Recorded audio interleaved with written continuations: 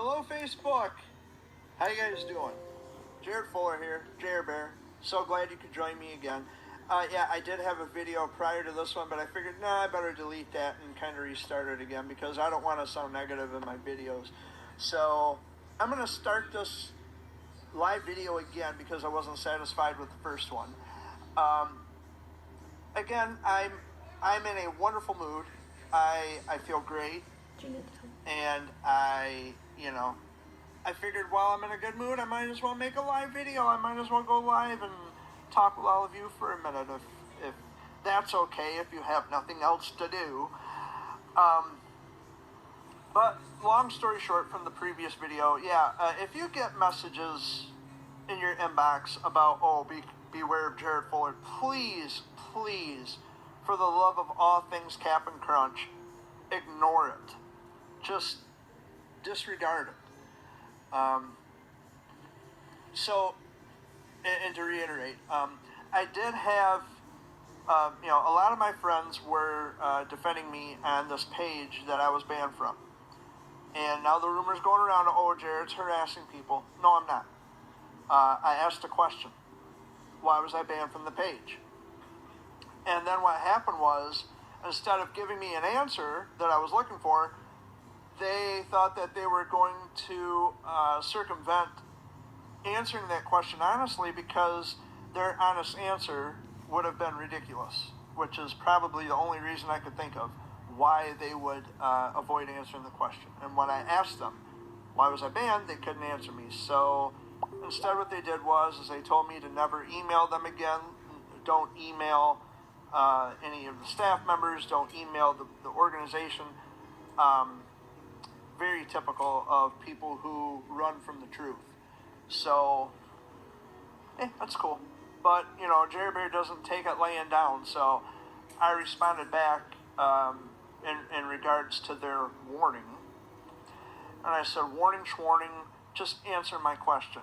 I don't care about your warning. Just answer my question. Just be an adult for once. Answer my question, and as soon as I get an answer, I'll leave you alone. Well, they couldn't do that, so it's like, whatever. So it's another one gone, another one bites the dust. I just brush it off and move on. But I wanted to thank my friends who were backing me up and those who were defending me. I really appreciate that. It's always a joy to have friends who actually care and people who love you. But other than that, guys, other than this, I guess, drama you call it, going on, I'm doing okay. I mean, a few days ago, I was kind of feeling down and out. I wasn't where I needed to be emotionally. But now, after having talked with some of my friends, and I had one of my friends call me on the phone, and I did a Skype session with one of my friends, it helps when you have people who actually love and care about you. And they know that when you've been strong for too long, you know what? Give some of that burden to us, and we will help you through this. And I would do the same for any of you. I think my dad's back, by the way, because he went hunting, and I just heard a car door shut, so I'm assuming he's back now. So I'm going to have to tell him to watch his potty mouth when he comes through the door. Although I'm pretty sure it is him, because I heard a car door shut. But anyway, while I'm waiting for him to come in. So again, I just wanted to say thank you. And a friend of mine who had put her public opinion on that page that banned me from it, I'm not going to give the name, but most of you know who and what it is. With my permission, I allowed for that individual to share a picture of me and Dr. Garrow, which was one of my pediatric oncologists, including my story, full disclosure. Hey, Dad. I'm on Facebook Live right now. Full disclosure, I allowed it. I gave them the okay. And then one day I'm just banned from the page. And it's like, well, wait a minute here. What's going on? And so I wanted to kind of get to the bottom of it. I wanted to get to the heart of the matter. And I started asking the questions, like, why would you do that? What's going on? And they couldn't answer me. And when I emailed them and they had given me their warning, which I'm not intimidated, then some of my other friends said, hey, look, how could you do that to Jered? He has never done anything to anybody that would even remotely constitute being banned or blocked from a page. And then that person had told my friend, well, we see this as slander, and now law enforcement's going to get involved.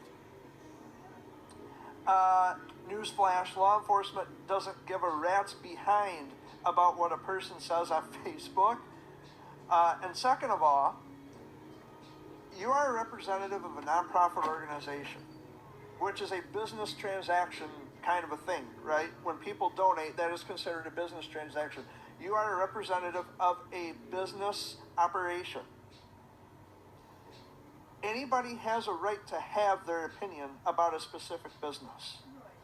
Now, say for example, you go to Taco Bell and you get very sick after eating a chalupa or one of their, a Nacho Bel Grande or something, just to be case in point.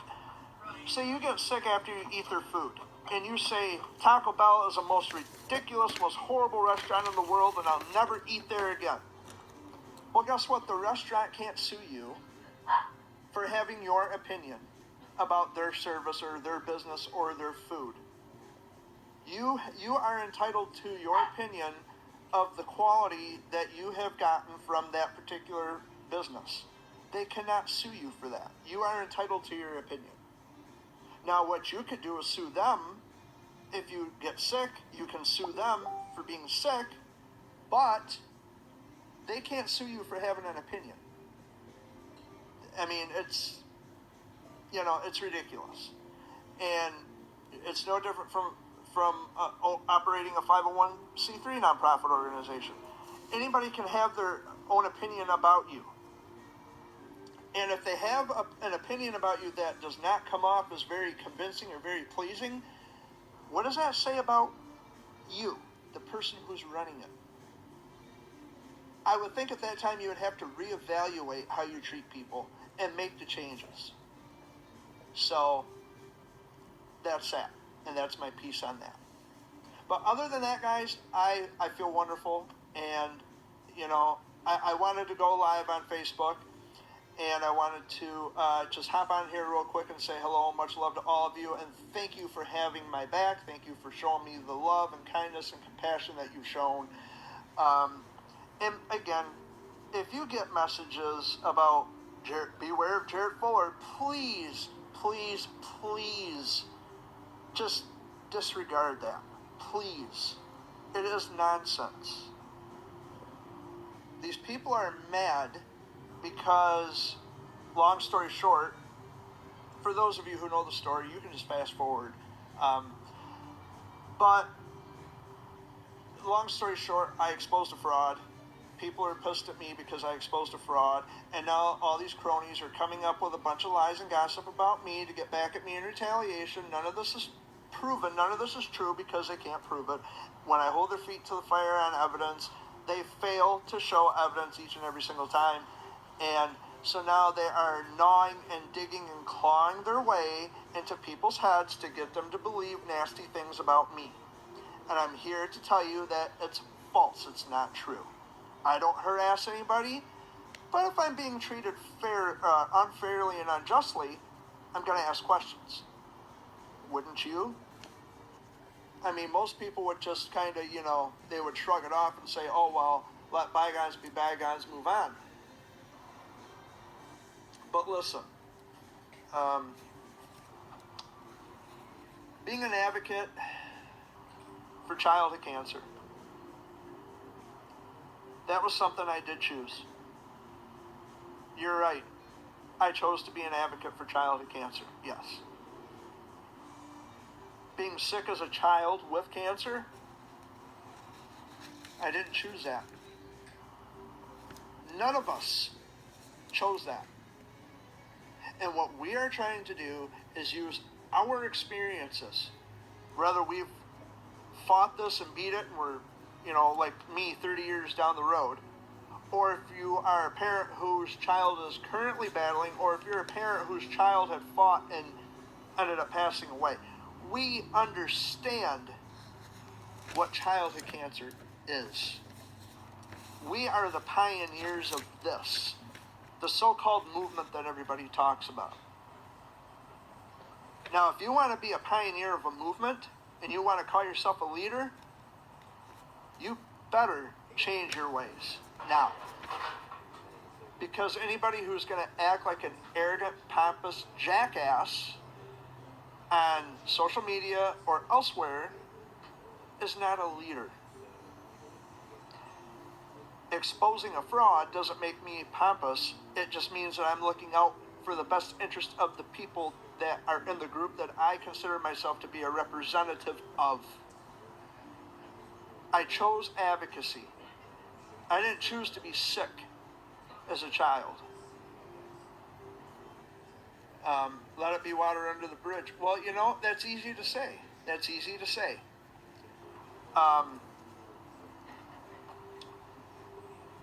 Until you've been through something yourself,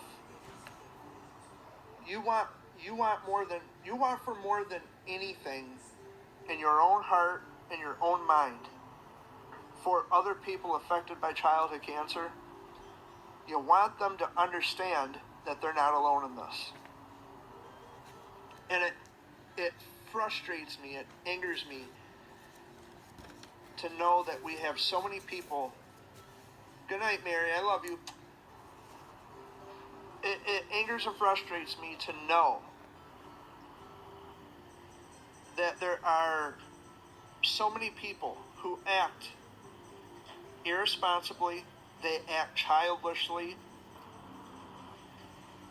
they act anything but mature and adult-like.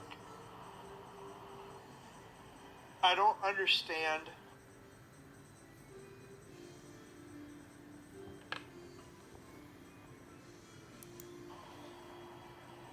why people act the way they do. I don't get it. I have only ever wanted to help people. I've only ever wanted to make a difference in someone's life, and I like to think I have, by showing other people that, I've been there and done that.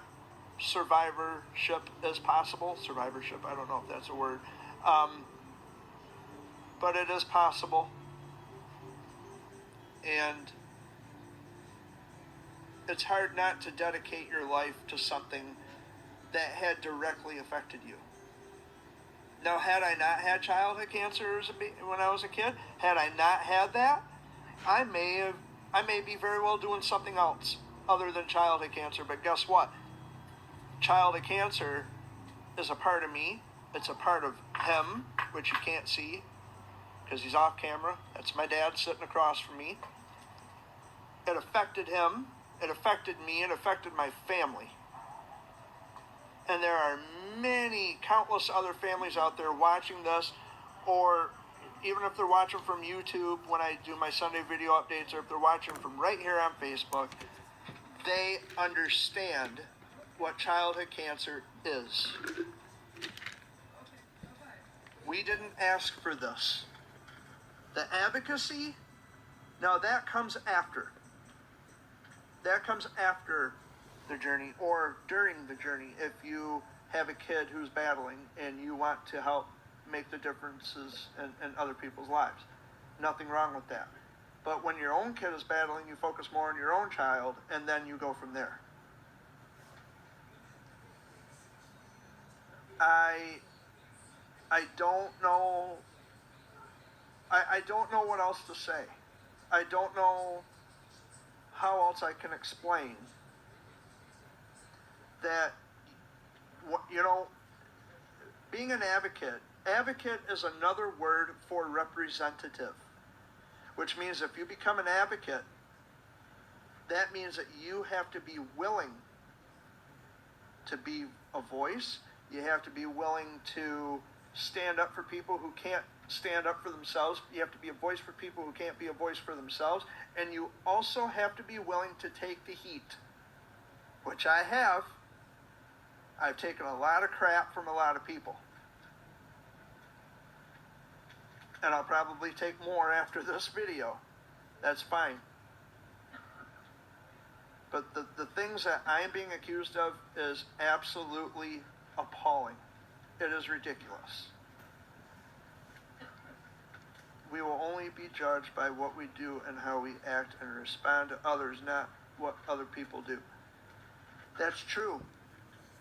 However, when this is continuing, even when I pay no attention to this, when I pay no attention to the behaviors of other people, I'm still getting messages from my friends saying, hey, these people are messaging me about you, probably not something you want to see and hear, but I'm going to show you anyway, which is appreciated by me. I appreciate my friends showing me, or at least telling me that there's people writing things on Facebook or sending text messages, whatever. I mean, I've just had a recent influx of many of my friends who have messaged me and said, Jered, we've gotten messages from people. They're warning me about you. Why? Warning about what? Because I held someone's feet to the fire? Because I expect someone to actually be responsible enough to tell me the truth? Because I expect people to be responsible? Why? Since when did that become such a bad thing? That you expect people to be responsible and to tell you the truth? When did we shun and belittle responsibility? When? For 5 years, for the past 5 years, I have bent over backwards to help people. I don't regret helping those kids. Not a one. I have no regrets. I did what I was supposed to do. I didn't put it all over Facebook to get my pat on the shoulder or to get my ego stroked. I don't care about all that. At the end of the day, I had the satisfaction in my heart and in my mind of knowing that I helped somebody. That's all I need. I don't need validation from here. I don't need validation on television. I don't need validation in a newspaper or magazine. I don't need to have my name published all over the place. I'll do what I'm going to do, and I don't need the popularity. I don't. I only help people because I was in their shoes. My dad is a parent who walked in those shoes. And for the people who have never had to walk in those shoes, I'm trying as a survivor first, advocate second, to educate people who are on the outside looking in, may not understand what it is that's going on in the childhood cancer world, and now they will know. I can't, I can't speak about every cancer, although I want to. I have some knowledge about other cancers, but I had Wilms tumor, which means I would know more about that. I'm not an oncologist, I'm just a dilettante. And I'm speaking from my personal experience as a patient, as someone who had to go 3 times a week to the clinic in East Lansing. All my oncologists I had to see, 3 of them, Dr. Scott, Dr. Jered, Dr. Kulkarni, those are my, my oncologists, those are my family, and all of you are also my family. And it bothers me to the absolute core that we have grown-ass adults acting like children because Jered spoke up about someone who was being dishonest. So we don't like what Jered has to say, so we're going to doctor up all this crap about him, and we're going to spread it. We're going to get all these people to start believing bad things. They're going to think the worst about Jered. Well, I can't control what people do. I can't control how people think. But it's not going to change who I am. I'm Jered Bear. Remember? That's never going to change. The love that I have in my heart for my friends, each and every single one of you, it's never going to change. And when I came back to Facebook, a part of me knew that, yeah, I'm going to have problems coming back because people know who I am, and now they've got this horrible illusion of me. And now what anybody else says is going to automatically fit the narrative of what they already think about me anyway. I suspected that when, even before I came back to Facebook, I suspected. But I'm not going to leave. I'm not going anywhere. I told you I'm back and I'm staying, and that's it. Hey, sis. And I'm not going anywhere. Haters can keep hating. They're miserable people anyway. They have nothing better to do with their life. They're miserable. They're sad. They suck. Okay, for lack of a better term. I got to do what I got to do. I connect with lots of people. I'm connected with a lot of people. There's people who know me, and I've always been involved in things. For the past 5 years, I've been involved in a lot of charity events and going to meet people and doing what I have to do, doing what I think is right and feels right in my heart. I'm only one person. I can only do so much. But I'm also one person who has a lot of love in his heart for the people that he talks to on Facebook or sees in public or talks to on the phone or Skype or whatever, email. I love each and every one of you. Excuse me. And when people act the way they do, they're just sad people. That's it. They don't like it because, Jered has a point, and every time he opens his mouth, he just foils our plans, and he points out the obvious, and he applies logic and critical thinking to everything, and that's just no fun for us. Tough. So if you're getting bored with it, then why don't you just stop and quit making yourself look foolish? But anyway, I'm doing fine. I'm happy. I'm a happy man, at least for now. I was kind of depressed and feeling down and out about some things last week, or earlier this week, I should say, because it's still Saturday. So it's that's about all I want to say. I'm doing okay. I can quit burping. I'm doing okay.